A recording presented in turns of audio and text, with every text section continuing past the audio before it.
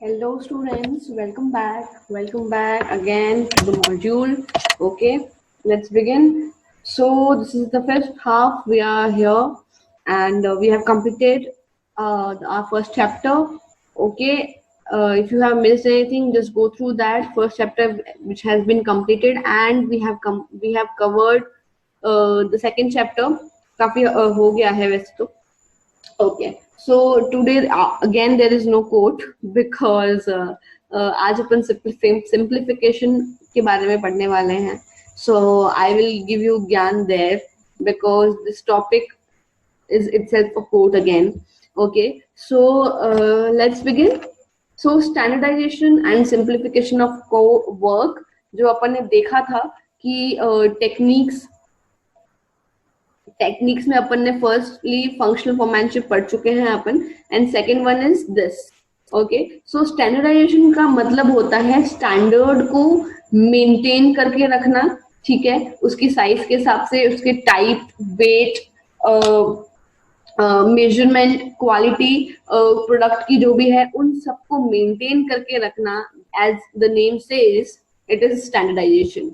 And simply when it comes to like simplification, उसका मतलब होता है कुछ भी नेसेसरी एलिमेंट जो है उसको निकाल दो. यू नो, प्रोडक्ट का साइज का, टाइप, जो भी उसका टाइप है, नेसेसरी नेसेसरी डाइवर्सिटी है प्रोडक्ट की, कुछ बहुत फैला हुआ है, साइज, टाइप उसका, या कोई टेक्सचर या एनीथिंग एल्स, तो उनको बस निकाल दो. So that will be like the elimination. Okay, so that will be like simple, short and simple, तो वो सिंप्लीफिकेशन बन जाएगा. So that is what the basic idea as the name suggest. Okay, this is like basic definition. अभी अपन will do एकदम लंबा चौड़ा, ठीक है, अच्छे से पूरा डिटेल में पढ़ते हैं, लेकिन this is what the basic thing is. Alright, so Taylor was very, ardent supporter of standardization. उसके हिसाब से scientific method जो है should be used to analyze methods of production prevalent under rule of thumb. Standardization refers to the process of setting standards for every business activity. It can be raw material, product, time, जैसा कि अभी अपन ने पहले भी देखा. तो किसी भी चीज को लेके कोई स्टैंडर्ड सेट करना बहुत जरूरी है. किसी भी ऑर्गेनाइजेशन में, कोई भी तरह का ऑर्गेनाइजेशन हो, कुछ भी हो, वहां पे it is very necessary to set the standards. Okay, see कि ये क्राइटेरिया है, ये स्टैंडर्ड है जो कि आपको फॉलो करना है, और इन्हीं को देखते हुए यू हैव टू प्रोसीड. सो किसी भी चीज को प्रोसीड मतलब लाइक वर्क में लाने के लिए या वॉट एवर, सो वो सब कुछ उसके लिए स्टैंडर्ड सेट होने बहुत जरूरी है in any type of organisation. Okay, not in like only companies में, एमएनसीज में, या किसी प्रोडक्शन की कंपनी में, मैन्युफैक्चरिंग की कंपनी में, किसी भी कंपनी में it is very important to have the basic standards. ठीक है.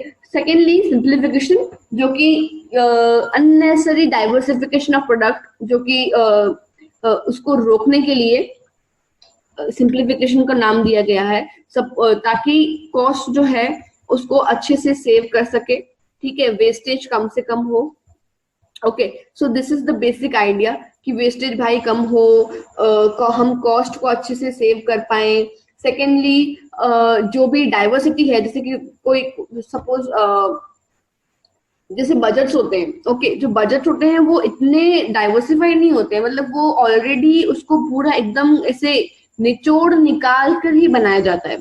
तो जो भी डाइवर्सिटी है उसको ऑलरेडी रिड्यूस करना सिंप्लिसिटी कहा जाता है, सिंप्लीफिकेशन कहा जाता है. ओके, तो अकॉर्डिंग टू हिम, जैसे कि मैंने बताया कि जो टेलर साहब थे उन्होंने ये बोला कि जो अपन ने अभी जस्ट देखा कि जो रूल ऑफ थंब है उनके अकॉर्डिंग ही साइंटिफिक, मतलब ये जो साइंटिफिक मेथड है ये रूल ऑफ थंब के अकॉर्डिंग चलना चाहिए. अब if you don't know the rule of thumb, then you have to revise the last lectures. Okay, if you're not reminding that, then go through that. If you have missed that, then please go through that. Rule of thumb is very important, and this is a scientific principle of Taylor. तो Taylor ने कहा कि यार ये scientific method जो है, मतलब ये बिल्कुल इस तरह से मेथड्स एनालाइज होने चाहिए प्रोडक्शन को रिलेटेड, प्रोडक्शन से रिलेटेड, जो कि रूल ऑफ थंब के अंडर प्रिवेल हो। ओके, तो बेस्ट प्रैक्टिसेस जो भी हो, it should be kept and further refined to develop a standard which should be followed throughout the organization. So that is what Taylor has been said, and this is what he has been taught. Okay, so basically that means that कोई भी practice, मतलब like best practices if you want to perform, and if if you can be kept, और आगे उसको rewind करते जाएं, आगे उसको डेवलप करना है आपको एक स्टैंडर्ड के अंदर, तो वो सब कुछ फॉलो होना चाहिए एक ऑर्गेनाइजेशन के लिए, एक ऑर्गेनाइजेशन को प्रोडक्टिव बनाने के लिए, और अच्छे से कॉस्ट बेनिफिट मतलब देखने के लिए it should be very standardised. Okay, तो टेलर का यही कहना है कि आप यार आप मतलब like if you want to have that standard, जो कि एक्चुअली बहुत जरूरी है किसी भी ऑर्गेनाइजेशन को चलाने के लिए, तो वो डेवलप होगा धीरे धीरे, और आपको you have to be very refined with that. You can't be stagnant, but you should be very flexible, but you have to be very concentrated. ऐसा नहीं कि आज हमने एक स्टैंडर्ड रखा और उसके बाद में कल को कुछ और बना लिया, ऐसे नहीं। मतलब it can have a duration, लेकिन ऐसे एकदम भी बिल्कुल फ्लेक्सिबल नहीं हो सकता। Okay, so this can be done through work study techniques which includes, ऐसा उन्होंने बताया टेलर ने कि ये सब चीजें जो हैं, जो स्टैंडर्ड सेट करना और ये सब कुछ, ये वर्क स्टडी टेक्निक्स के अंदर हो सकता है। वर्क स्टडी टर्म आपने लास्ट लेक्चर में पढ़ा होगा, जहाँ पे मैंने टेक्निक्स एक्सप्लेन की थी, ठीक है, कि ये टेक्निक्स है और ये अपन सब अभी करने वाले हैं वर्क टेक्निक्स, जिसमें we are gonna cover time study, motion, fatigue method, जो कि और भी बहुत सारे फर्दर स्टेप्स हैं जो आपको डिस्कस करने को मिलेंगे इस चैप्टर में। सो फर्स्टली टेलर ने ये बताया कि अगर आपको कोई भी स्टैंडर्ड सेट करना है, कोई भी तरीके का आपको उसके ऊपर काम करवाना है, which should be refined, which should be kept in the organization, ये वो, तो उसके लिए उन्होंने और भी अच्छे से उसको डिफाइन भी कर दिया है, time study, motion, fatigue method और भी बहुत सारी चीजें। तो इन सब चीजों को लेके टेलर ने ये बताया कि इन टेक्निक्स को यूज करके you can have the consistent and very productive environment in the organization. Okay, so वो अपन बाद में धीरे धीरे एक एक करेंगे, लेकिन it may be pointing out that even the contemporary techniques of business process which includes re-engineering, continuous to be improvement होता है, benchmarking जो होती है, वो सब कुछ मतलब ऐसा है कि ऐसा ही, मतलब अगर अपन नॉर्मल कोई भी बिजनेस का प्रोसेस देखें, नॉर्मल कोई भी कंटेम्प्रेरी टेक्निक्स को, या जो बेसिक चीजें हैं, री इंजीनियरिंग, या फिर कोई भी किसी भी चीज, कोई तरह का इम्प्रूवमेंट हो गया, अगर अपन इन सबको ध्यान में रखें और इन सबको देखें, तो ऐसा कहा जाता है कि स्टैंडर्डाइजेशन जो है वो एक तरह का बेसिक पूरा प्रोसेस बन गया है स्टैंडर्ड सेट करने का किसी भी बिजनेस एक्टिविटी में। ऐसा बहुत बार होता है कि आपका आप मतलब लाइक आपका जैसे कि जो भी कोई बेसिक इम्प्रूवमेंट हो रहा हो, या आप एक बेंचमार्क सेट कर रहे हो, ये सब बेसिक टर्म है which is being used and which has been said. Okay, so they are actually important, but you have to think about in a broader way, where you just a second, yeah, where you can see the hard work. Okay, जहां आपको ये मालूम पड़ेगा कि भाई किसी ने एक स्टैंडर्ड सेट कर दिया है। ये बोलते हैं ना अपन, जैसे तुम्हारे घर में ही अभी तुम्हारे पैदा होने से पहले कुछ अगर कोई फैमिली ऑर्थोडॉक्स है सपोज, तो अगर वो टाइम के साथ चेंज नहीं होती है, तो तुम क्या बोलते हो, भाई ये तो हमारे घर का स्टैंडर्ड है। If that Orthodox thing becomes the standard, because वो पूरा एक बेंचमार्क बन गया कि भाई इससे ज्यादा कुछ नहीं हो सकता। ओके, अदर देन दैट ये एक प्रॉपर क्या बोलते हैं उसको, जैसे कि कोई मॉडर्न फैमिली है सपोज सोसाइटी में, तो अगर मतलब like their kids are going out and ये वो, तो उन्हें वो दूसरे बच्चों के लिए they are like the benchmark, जो कि एकदम कंटेम्प्रेरी है, एकदम नॉर्मल है, और कुछ भी ऐसा कोई मतलब परफेक्ट स्टैंडर्ड सेट नहीं किया है, यूनिवर्सल स्टैंडर्ड नहीं है, but still it is a standard. तो ये सारे, कोई भी इम्प्रूवमेंट हो रहा है, कोई बेंचमार्क सेट कर रहा है, या कोई किसी चीज को रीडेवलप कर रहा है, तो वो सब एक तरह के स्टैंडर्ड्स ही हैं। लेकिन ये सारे स्टैंडर्ड्स जरूरी नहीं है कि ये यूनिवर्सल हो, जरूरी नहीं है कि ये हर चीज जगह अप्लाई हो। लेकिन बिजनेस के जो स्टैंडर्ड्स हैं, जिसको स्टैंडर्डाइजेशन का नाम दिया गया है एज इन टेक्निक, वो हर तरह की बिजनेस एक्टिविटी में सूट करता है। वो हर तरीके के बिजनेस के एक्टिविटी, चाहे वो रॉ मटेरियल हो, time, product, machinery, methods of working conditions, चाहे वो कुछ भी हो, वो हर जगह पे it helps and it there are standards. Suppose let me give you an example. Okay, so कैसा सीन है कि जो रॉ मटेरियल है, ओके, सो अभी आपने रॉ मटेरियल का कॉस्ट सेट किया, ठीक है, पर कॉस्ट के साथ में रॉ मटेरियल की क्वालिटी के लिए you have set a proper standard कि भाई ये इतना स्टैंडर्ड का, इससे ज्यादा चीप, इससे ज्यादा खराब नहीं होना चाहिए, because it will affect your goodwill. Okay, है ना, it is very normal thing, so it will affect your goodwill for sure.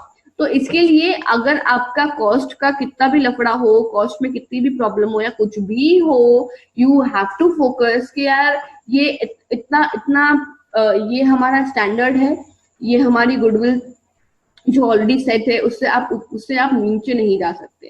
तो ये हो गया रॉ मटेरियल का। सिमिलरली टाइम कंस्ट्रेंट जो होता है, सी आपका टाइम का स्टैंडर्ड, अब आप बोलोगे टाइम में कैसे स्टैंडर्ड सेट होगा, तो टाइम में भी स्टैंडर्ड सेट होता है, where you are loyal to your customers, where you are stick to your commitments कि भाई आज आपको डिलीवर करना है। दो चीजें हो जाती है टाइम वाले में, एक तो हो गया कि आपको डिलीवर करना है तो वो टाइम से हो जाए, एक ये हो गया कि प्रोडक्ट जो है जितने टाइम पीरियड में बनना है उतने टाइम पीरियड में बन जाए, सो दैट कॉस्ट अफेक्ट ना हो। तो ये एक तुम्हारा स्टैंडर्ड हो गया भाई, इसमें इस टाइम में ये चीज बननी चाहिए। तो ये तो हो गया वैसा वाला स्टैंडर्ड। और टाइम से डिलीवरी हो जाए, आप अपने कमिटमेंट पे स्टिक रहें, दैट इज द डिलीवरी वाली, मतलब लाइक डिस्पैच वाली थिंग। सो ये दो तरह की चीजें हो जाती हैं टाइम के स्टैंडर्ड को लेके। प्रोडक्ट के for sure the quality thing, okay let's come here या। सो प्रोडक्ट के लिए तो प्रोडक्ट लीड्स टू क्वालिटी यार, मतलब तुम्हारा जो प्रोडक्ट है वो एकदम उसकी क्वालिटी, क्वांटिटी जो आपने एक्चुअल में डिस्क्राइब किया हुआ है उस हिसाब से है या नहीं है, वो आपके बाकी प्रोडक्ट के स्टैंडर्ड्स को मैच करता है या नहीं है, वो आपकी गुडविल को मतलब जस्टिफाई करता है कि नहीं है, वो सब कुछ प्रोडक्ट के स्टैंडर्ड्स में आएगा। सिमिलरली मशीन्स और वर्किंग कंडीशंस, मशीन का सिस्टम ये है कि भाई आप टेक्निकली अपलिफ्टेड है या नहीं है, अपग्रेडेड है या नहीं है। तो टेक्निक्स को लेके मशीन के स्टैंडर्ड सेट होते हैं। Okay, next is methods of working conditions. See आपके वेयर टू राइट, ओके हाँ यहाँ पे आ जाओ। सो ठीक है, तो वर्किंग कंडीशंस जो हैं अभी ऐसी कैसा सीन होता है कि आपकी मतलब ऐसा भी होता है कि आपका जो वर्क एरिया है वो इतना ज्यादा वो इतना ज्यादा पॉपुलराइज नहीं है, वो इतना ज्यादा अच्छे से बना हुआ नहीं है। तो आप जिस कंडीशन में काम करते हैं, सपोज बहुत गर्मी हो रही है या बहुत सर्दी हो रही है, तो पूरा सर्दी हो रही है सपोज, तो सब कुछ खुला ही खुला है, तो आपकी वर्किंग कंडीशन से अगर आप तंग आ चुके हैं, जो कंडीशन है उनका, तो उसका सीधा अफेक्ट पड़ेगा प्रोडक्ट पे।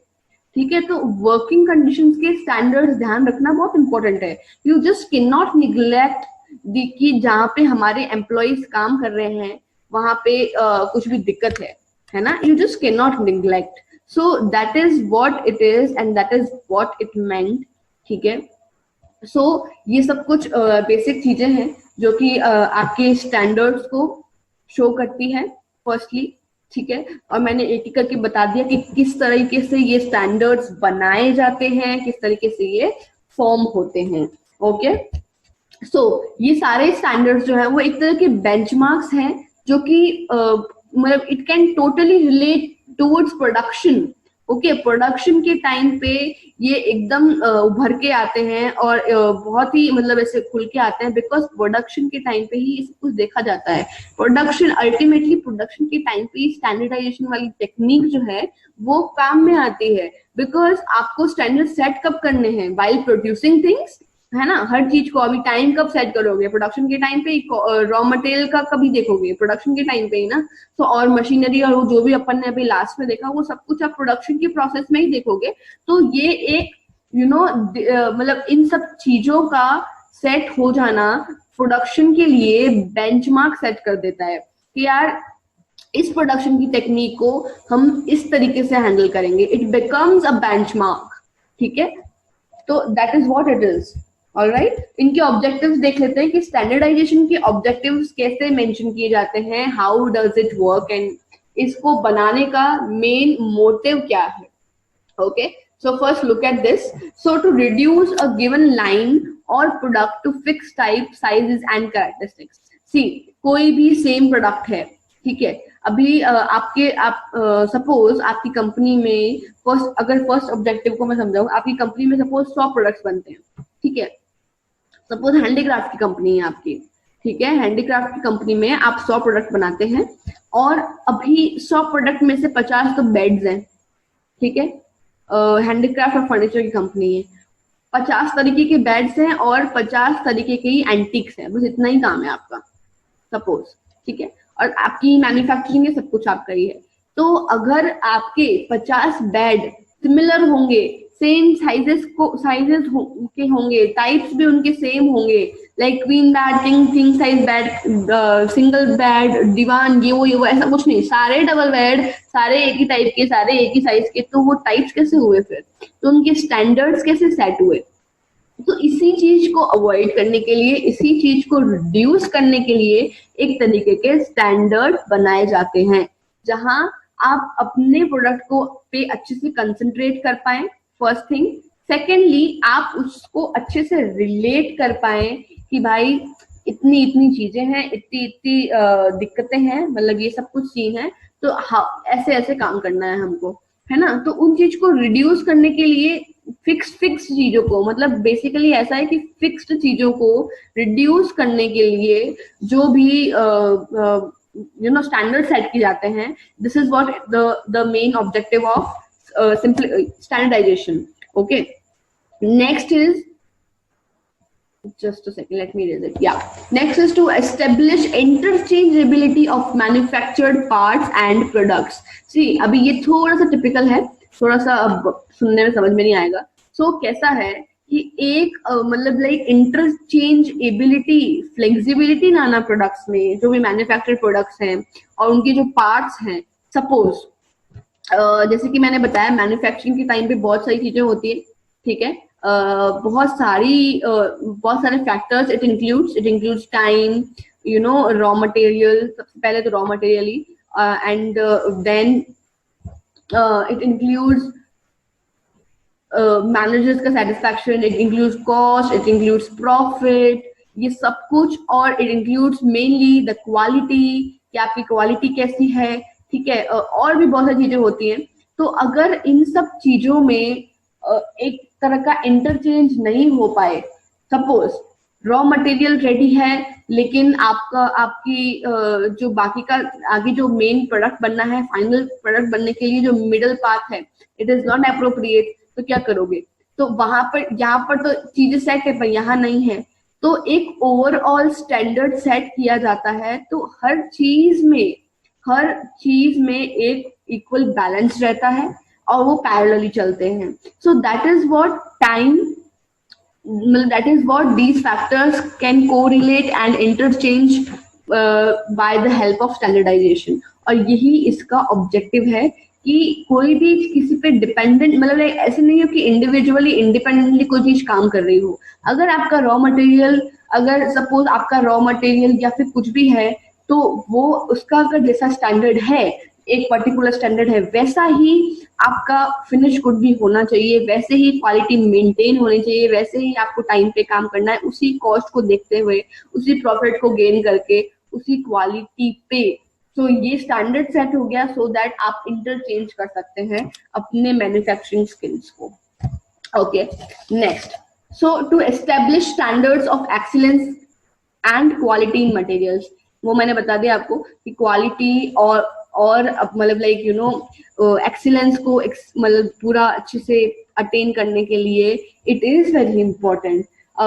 स्टैंडर्ड सेट करने से आपके मतलब एक अंदर फिनिशिंग आएगी, एक तरीके का क्या बोलते हैं उसको, एक एक्सीलेंस आएगा कि यार चलो दिस इज आवर क्वालिटी, ये हमारी क्वालिटी है, या फिर आपने स्टैंडर्ड सेट किया कि इस क्वालिटी का होना चाहिए, तो आपका प्रोडक्ट लमसम इसी क्वालिटी का होगा and then you will able to maintain the excellence. Okay, so standards helps in this way also, and that is how it has become the objective of standardization. Next is to establish standards of performance of man and machines.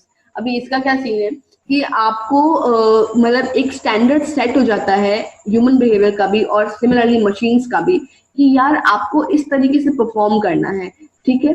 तो एक तरीके का आप मतलब आपका performance already set है, जैसे कि कोई मैनेजर है, उनको सेल्स मैनेजर सपोज, ठीक है, तो उनके लिए हमने जैसे कि क्राइटेरिया सेट किया कि आपको भाई 100 क्विंटल तो अभी नेक्स्ट 3 महीने में बेचना ही बेचना है। सिमिलरली हमने जो मैन्युफैक्चर है उनके लिए सेट कर लिया कि भाई आपको इस क्वालिटी में, इस वर्क एटमॉस्फेयर में, इस रॉ मटेरियल की इस क्वांटिटी में आपको काम करना है। तो वो जो मैनेजर होगा उसके लिए एक स्टैंडर्ड सेट हो जाएगा कि उसको इस तरीके से परफॉर्म करना है, उसकी क्वालिटी इस तरीके की होनी चाहिए, उसको इस टाइम पीरियड में परफॉर्म करना है। तो it will help to maintain the standards to grow this way. Okay, so that is what it is. Now simplification is जो अपन ने बेसिक फंडा समझा वही है, it eliminates superfluous variety, sizes, dimensions, while standardization implies devising new varieties. ठीक है, तो simplification का मतलब ही यही है, जो भी एक्स्ट्रा है, जो भी एक्स्ट्रा चीजें हैं उनको एलिमिनेट कर दो, ठीक है। सपोज ऐसी बहुत सी स्कूल्स होती हैं जहाँ पे बहुत ज्यादा बच्चे जो हैं वो if they can not work properly, they are not doing well, तो उनको आप मतलब बड़े ही इज्जत के साथ में उनको बोलते हैं you can enrol to another school because our school is not able to handle.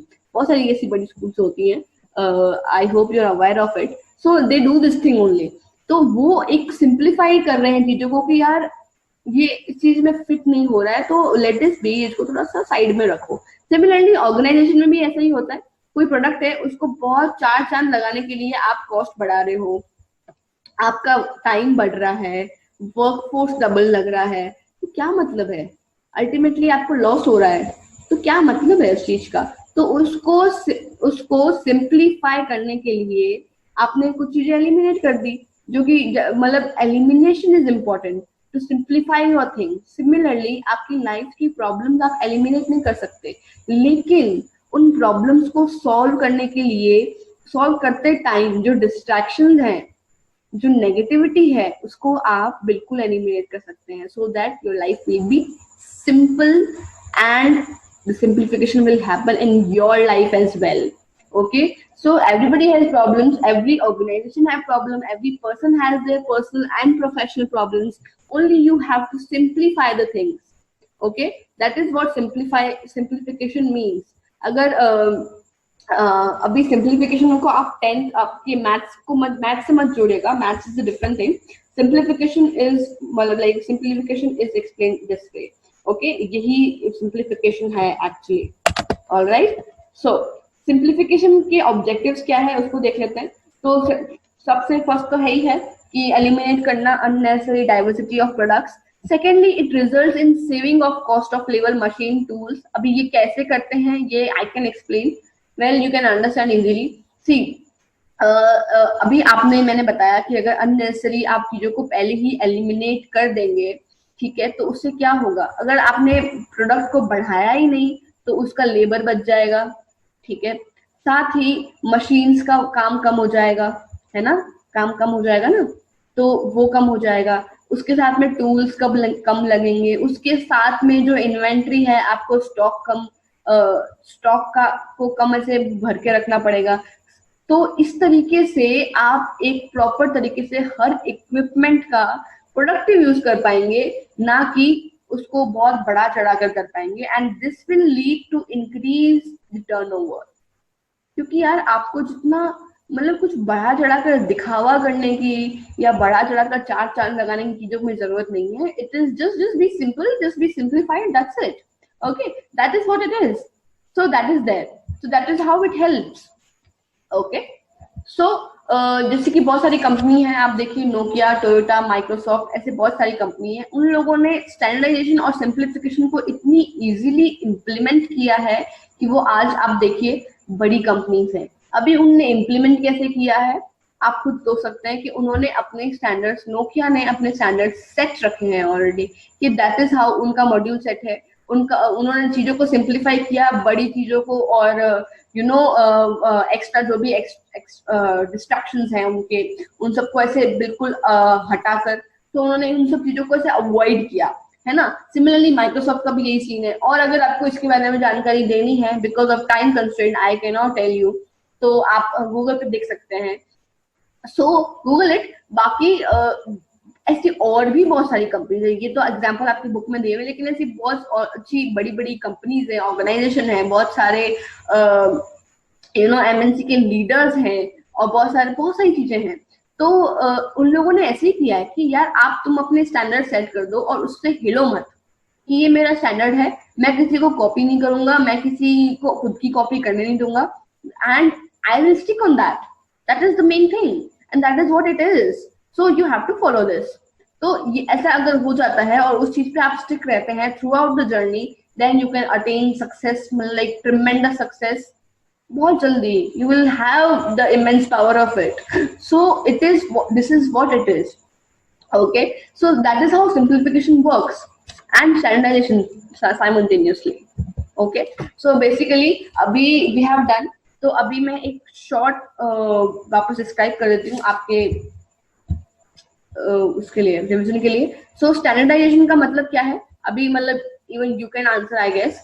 इसका मतलब ही यही है, टू सेट स्टैंडर्ड्स, ठीक है, स्टैंडर्ड को अच्छे से सेट करें, सो दैट आप इजीली आपकी ऑर्गेनाइजेशन को रन कर सकें, और time, labour, raw material and there are so many things, वो सब कुछ easily, quality of work environment, ये सब कुछ आप इजीली इसको हैंडल कर सकें। That is what it is. And simplification का मतलब बहुत सिंपल सा है, एलिमिनेट करना है। So if I talk about the keyword, elimination is the keyword of simplification. Eliminate करना है सारे डाइवर्सिफाइड प्रोडक्ट्स को, सारे डाइवर्सिटी को, डाइवर्सिफिकेशन जो भी किया है आपने प्रोडक्ट्स का, उनको एलिमिनेट करना है, सो दैट यू नो आपकी कॉस्ट जो है वो प्रॉपर तरीके से बन पाए, साथ में लेबर कम लगे, ठीक है, विच वी हैव स्टडीड अभी। और लेबर, मशीन्स, टूल्स और बहुत सारी चीजें जो हैं, जो भी है वो कम बन सके, और आप एकदम प्रॉपर यू नो सिंप्लीफाइड तरीके से काम कर सके। That is what it is, and that is how it works, and that is how you can attain your success. And similarly, at last I would say, be very simplified in your life as well. Be very simplified. This is the mantra I am telling you, and this is what I have been trying to adopt in my life since so many years. So this is what it is. So be very simplified, be very okay with the things, and be very acceptable, firstly. Secondly, be very consistent. That is what ultimately I want to tell you guys, because when you will consistent, you will be disciplined, you will, you know, able to work as much as you can. Okay, that is what this lecture is. All right, thank you so much, and I'll see you soon in the next lecture. Be very consistent. Okay, bye bye.